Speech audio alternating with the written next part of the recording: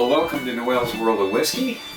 And for you folks that got a chance to watch the Glencadam 10-year-old, we are going to have a little treat tonight in a new bottle. I'm going to have to open it. Glencadam 15.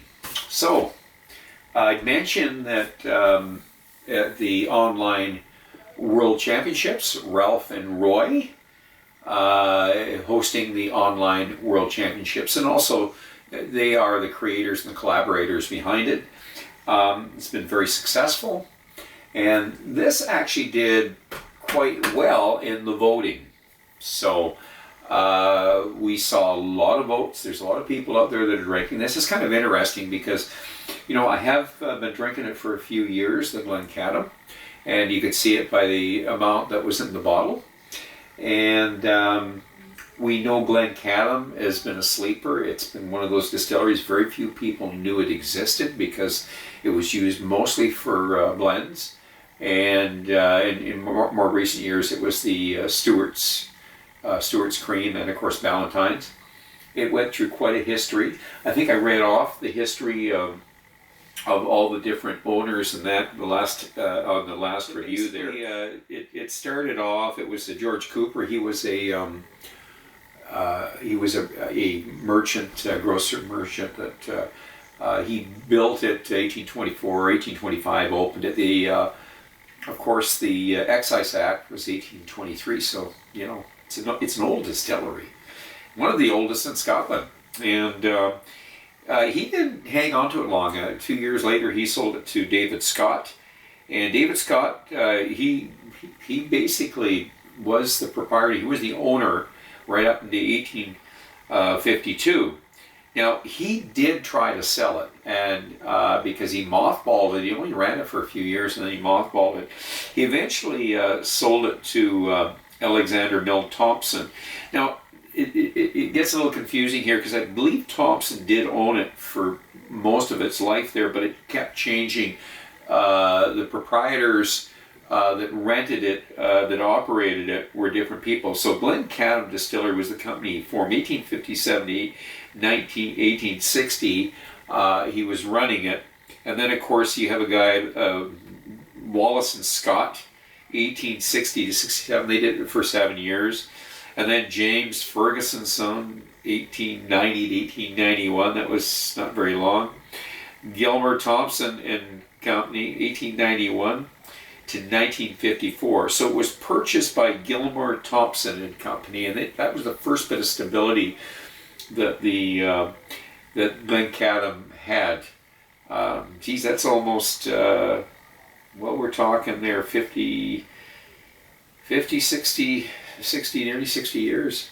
So then Gilmore and Thompson, and of course I'm certain during their time there would have been the World Wars where all the distilleries were. My understanding here that this distillery was used by the troops.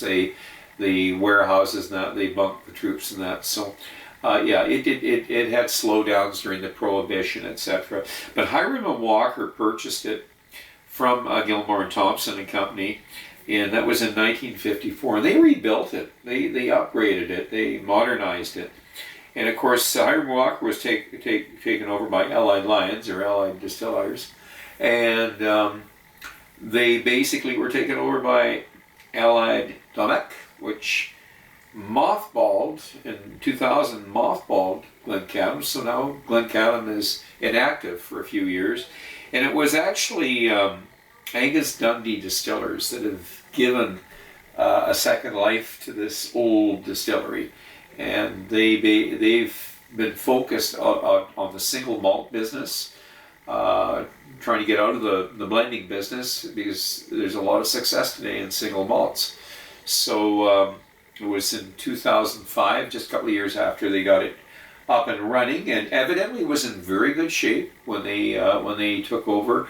Allied Domecq kept it in excellent shape, so it didn't take them long to get it up and running. And in 2005, they actually came out with a 15, different bottling, but they came out with a 15. And then it was in 2009 they really started to expand, and they came out with the 10, which is their core and their most famous bottling.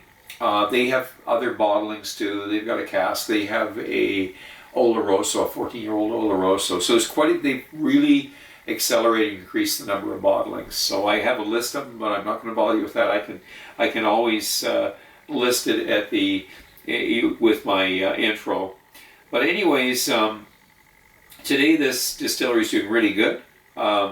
It has, I'll just sort of give you a bit of an idea of the size of the stills and all that since I've got this open. It has a spirit still that's around 12,000 liters, and of course the wash still is saying here it's the same as the spirit still. So there you are.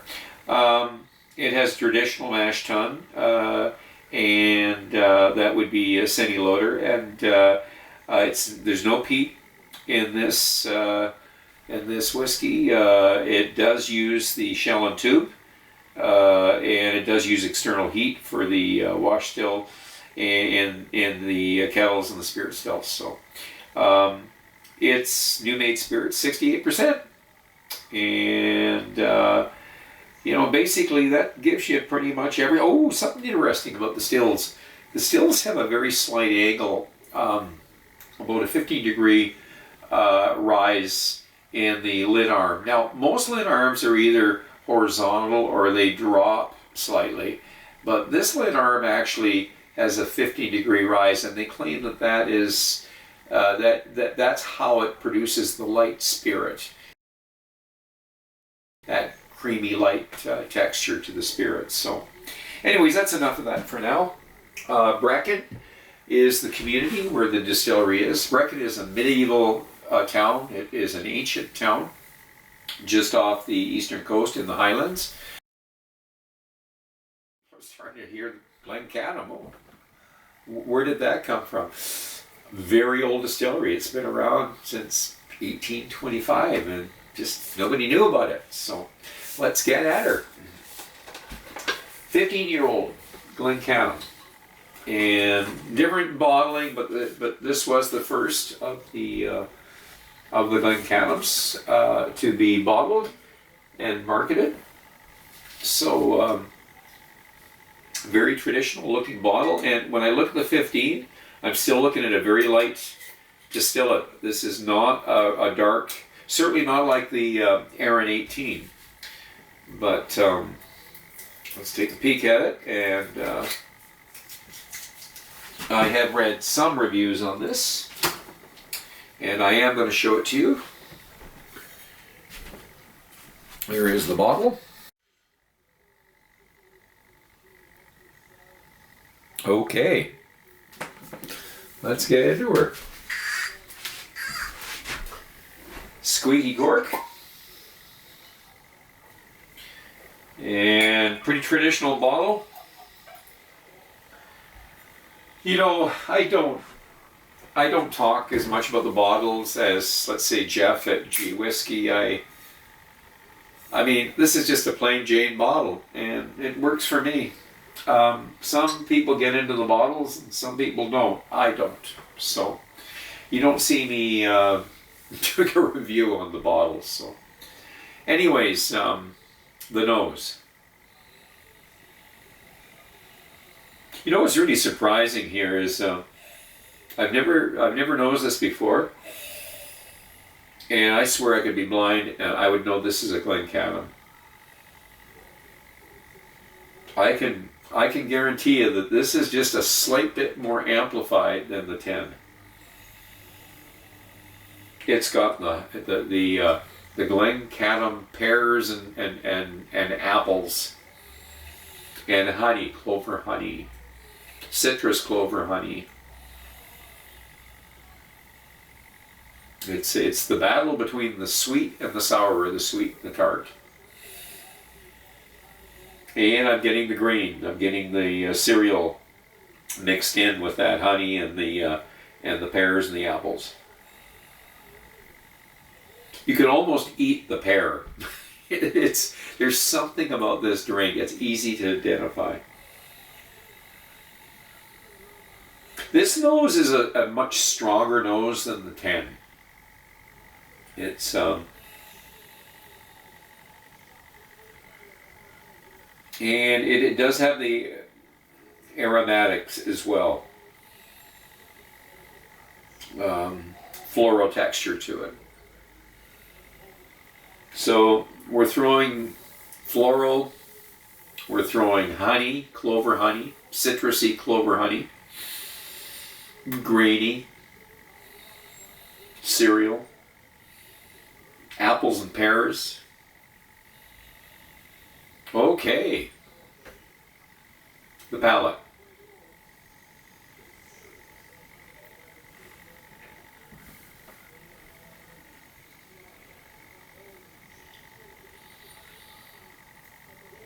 A little more coating on your tongue than the 10, but not oily. Pears, ripe pears, and the clover honey. Very slight cinnamon now, and I didn't get that cinnamon in the 10. So some sign of spice. I didn't really give myself enough. I'm gonna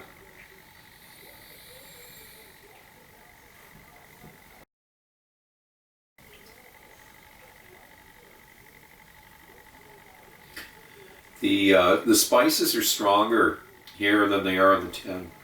The cinnamon. I'm getting even a very slight tobacco in the background there. Even a little bit of that wood is starting to show now, and that's the big difference. Don't notice the wood in the 10, but I'm getting a little bit of the wood here. Very, very slight alcohol burn. This has got a little more kick than the 10. Good coating on the tongue, not dry. No, I've got lots of saliva in my mouth. It's definitely a heavier hitter than the 10. So that's the surprise. It did not. The nose is very similar, but stronger. The palate, definitely you identify it's Glencadam, but it just got a lot more body to it, I'll say. So I'm getting those spices there. I'm getting some hot spices. The peppers, white pepper. And top it off.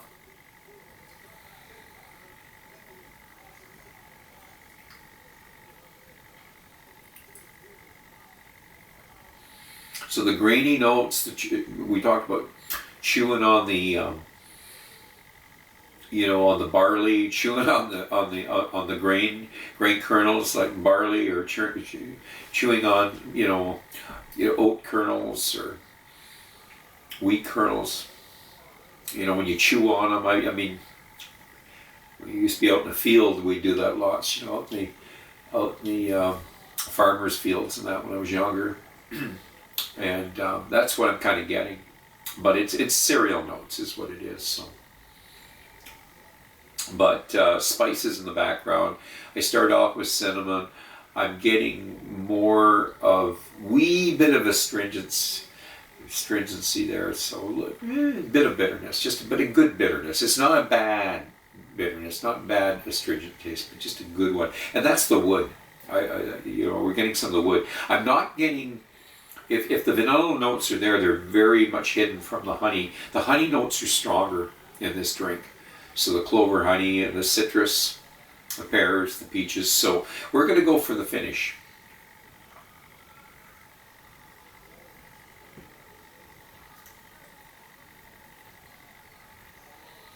This is definitely going to be a longer finish than the 10.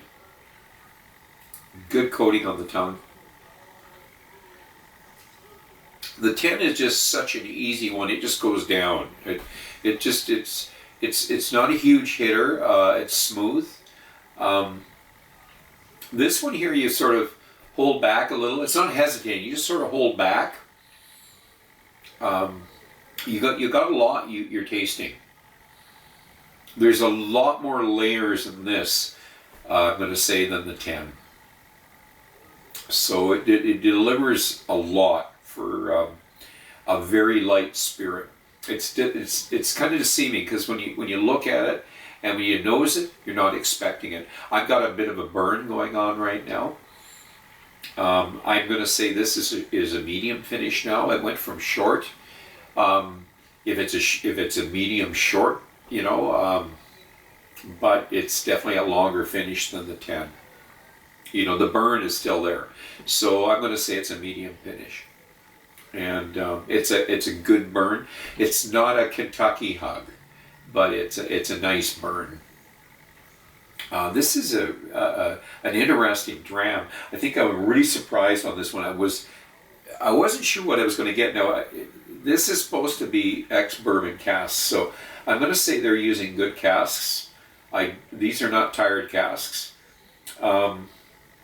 I don't think there's sherry in here. I don't think there's any sherry casks that this is being finished in. What I'm tasting is probably a bourbon cask finish. So what am I going to give this for a score? This is an interesting one. This guy here's got to be an 86. You know, it has to be an 86. I like this stuff, you know. Let's leave it at that. 86. A different kind of drink. Glencadam is a different kind of drink. And it might be why people would want to have this on their shelf. It's definitely not a Glenmorangie. It's not a Macallan's. It's not a Glenfarclas. There isn't anything out there close to it. You know, Craigellachie, Loch Lomond, there's no drink like this, really. It has a uniqueness to it. And it's been hidden all these years until recently. Well, in the 2005 really is when the 15 kind of got in the market, but really nobody really knew about it. 15, it was their first modeling, and certainly not everybody's running out and grabbing a Glencadam 15. It was the 10 that really, I think, got this distillery on the map. This old distillery that dates back to 1825, and that's documented. That's when it was licensed, and who knows how long it's been operating unlicensed. You know, but that's when Cooper actually started up the distillery or got his license. But I'm going to say that this guy's been a sleeper all these years, and then 2009 we come out with a Glencadam 10, and people start discovering this, and it takes a few years before the word gets out. What's this Glencadam? What's Glencadam? I'd never heard of it, and I think I was introduced to this in 2013, 2014, somewhere around there, and you know, what's this? And it was so different, and it was light, and not a lot of body in that, but I liked the taste of it, and it went down so damn easy. So this takes a little more work because there's a lot more, there's just more to this, and it's got a little bit of an alcohol burn to it. So it's not bad though, but it's just a slight bit of alcohol burn, and you don't get that with the 10. Now, when I say slight, I mean slight. So this is an amplified version of this. That's all it is. I would love to try the 21. I really would. So anyways, I'm going to ask you to drink wisely, drink intelligently, do not drink and drive. Until the next time, so much.